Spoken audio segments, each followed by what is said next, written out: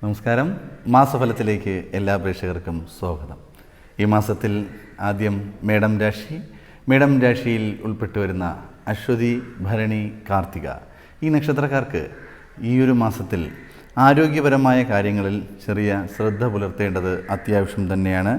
സാമ്പത്തിക നേട്ടങ്ങൾ വന്നു ചേരുവാൻ സാധ്യത വളരെ കൂടുതലായി കാണുന്ന ഒരു മാസം തന്നെയാണ്.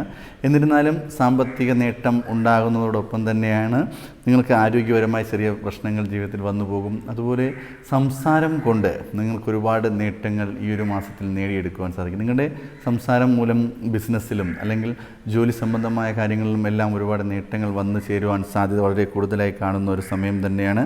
മേലുദ്യോഗസ്ഥരിൽ നിന്നുള്ള പ്രശംസയൊക്കെ ലഭിക്കുവാൻ ഈ ഒരു മാസത്തിൽ സാധ്യത വളരെ കൂടുതലായി കാണുന്നുണ്ട്. ജോലിഭാരം കൂടുതലായി ഈ ഒരു മാസത്തിൽ ലഭിക്കും എന്നുണ്ടെങ്കിലും നിങ്ങൾക്ക് അതിൻ്റേതായ സാമ്പത്തിക നേട്ടങ്ങളും മനസ്സന്തോഷവും വന്നു ചേരും. പ്രണയിക്കുന്നവർക്ക് സന്തോഷം നൽകുന്ന ഒരു മാസം തന്നെയാണ്. നിങ്ങളുടെ പ്രണയം അത് സക്സസ് ആവാനും അല്ലെങ്കിൽ വിജയത്തിൽ എത്തിച്ചേരുവാനും അത് വിവാഹത്തിലേക്ക് പോകുവാനും എല്ലാം സാധ്യത വളരെ കൂടുതലായി കാണുന്നുണ്ട്. അതുകൊണ്ട് പ്രണയിക്കുന്ന വ്യക്തികൾ വളരെ സന്തോഷത്തോടെ മുന്നോട്ട് പോവുക, വളരെ നല്ലത് തന്നെയാണ്. ശത്രുക്കൾ നിങ്ങളെ മിത്രങ്ങളായി വരുവാൻ ഈ ഒരു വാരത്തിൽ സാധ്യത കൂടുതലായി കാണുന്നു. അതായത് നിങ്ങൾ ശത്രുവായിരുന്ന വ്യക്തികൾ നിങ്ങളോട് സൗഹൃദത്തിൽ വരികയും നിങ്ങൾ സ്നേഹത്തോടെ ഇരിക്കുവാനും എല്ലാം സാധ്യതയുണ്ട്.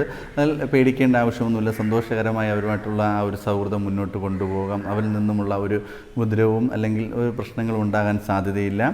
സന്തോഷകരമായി ഈ ഒരു മാസം കൂടുതലായി മുന്നോട്ട് പോകാം എന്നുണ്ടെങ്കിൽ സാമ്പത്തിക ചിലവിൻ്റെ കാര്യത്തിൽ ഒന്ന് നിയന്ത്രിക്കുന്നത് വളരെ നല്ലത് തന്നെയായിരിക്കും.